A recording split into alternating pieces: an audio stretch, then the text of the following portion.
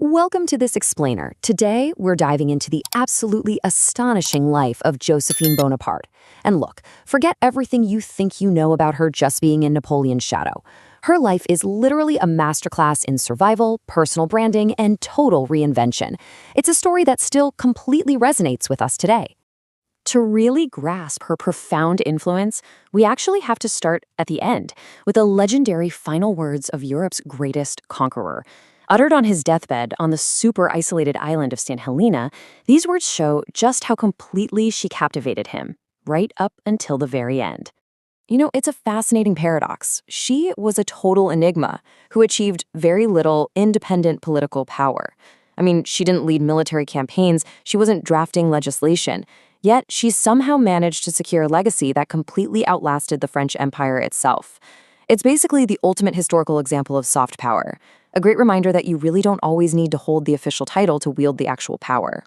So, here's how we're going to unpack her incredible journey today. We'll go through 5 quick chapters: from Martinique to prison, a whirlwind romance, Empress and cultural patron, the imperial divorce, and finally, we'll look at the enduring enigma.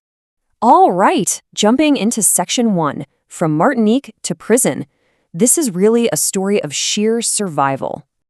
Okay, so long before modern public relations was even a thing, Josephine was already being forced to curate her image.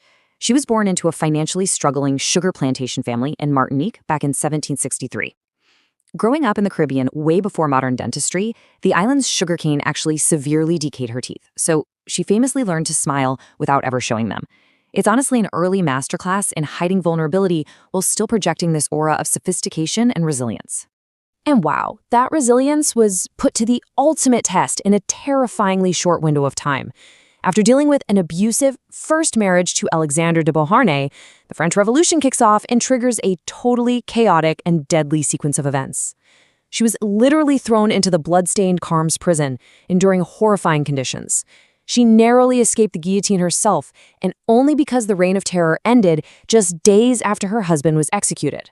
So now she's widowed, highly vulnerable, but her fortunes were about to change forever when she meets Napoleon in 1795. Which brings us to section 2, a whirlwind romance, the collision of 2 distinct worlds. Now, on paper, this match made absolutely zero sense. You have Josephine, a sophisticated, well-connected socialite with these invaluable political networking skills. And on the flip side, you have Napoleon, a brilliant, super energetic, but incredibly crude provincial from Corsica who was actually 6 years younger than her. She orchestrated their meeting mostly because she needed financial security and protection, and he was just absolutely infatuated with her high society elegance. It's this perfect historical example of how 2 people's completely different weaknesses and strengths can come together to forge an empire. Moving on to section 3, Empress and cultural patron. We are now at the absolute apex of French society.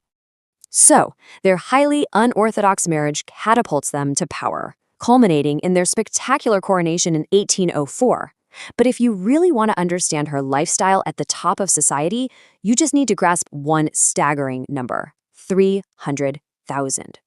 Get this, she once spent an unbelievable 300,000 francs just to decorate a temporary rented apartment while Napoleon was away.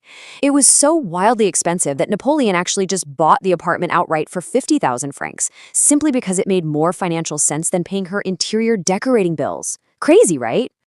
And her spending habits, they only accelerated from there. Despite having a super generous annual budget of 360,000 francs as Empress, she wildly overspent. She racked up an unbelievable 3.2 million francs in personal debt in just 5 years. Napoleon was constantly exasperated by this. He was so baffled by the sheer volume of her bills that he actually mandated a 20% discount from her merchants. He was utterly convinced they just had to be ripping her off. But here's the thing, that lavish spending wasn't just vanity. It was actually a brilliant investment in cultural soft power. She basically became the vital financial engine for the arts in France. She funded legendary artists like Pierre-Joseph Redoute and his famous botanical paintings. She supported Pierre-Paul Prudhon's romantic art and Antonio Canova's classical sculptures. And beyond just high art, she designed these incredibly elaborate gardens at her estate in Malmaison and single-handedly popularized the cultivation of roses across all of Europe.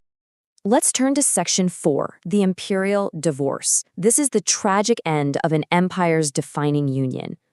This really powerful union didn't just slowly unravel, it completely collapsed under intense personal drama and cold political math. And it happened in three pretty distinct steps. First, it started with fierce, explosive arguments at St. Cloud over mutual infidelities. Then came the painful realization in 1806 that Napoleon actually wasn't sterile. He sired an illegitimate son, which meant the lack of a royal heir was solely due to Josephine. And finally, his ruthless decision in 1809 to divorce her so he could marry an Austrian princess. Despite hours of anguished screaming, she did eventually accept her tragic fate. Which brings us to our final chapter, Section 5, the enduring enigma, a legacy that outlasted an emperor. In her post-divorce life, she retired to her beloved Chateau de Malmaison, struck up an incredibly unlikely friendship with the invading Tsar of Russia, and lived there until her death in 1814. But here is the kicker. Despite having absolutely zero royal blood herself, her ultimate victory is just staggering. Think about it. Napoleon divorced her specifically to secure a royal heir, yet his empire fell, and it is Josephine's bloodline that sits on the thrones of Sweden, Belgium, Denmark, and Luxembourg today. Her own grandson even ruled as Emperor of France during the Second Empire. It just goes to show that true, calculated influence often outlasts raw military power. So, as we wrap up this explainer on a woman whose sheer adaptability took her from a Caribbean plantation to the very heart of history, we are left with one enduring, provocative question to consider. Did Josephine and Napoleon truly love each other, despite the constant affairs, the massive debts, and the cold political divorce? Well, it's a fascinating mystery, and for sure, it's one of the many reasons the enigma of Empress Josephine continues to capture our imagination today.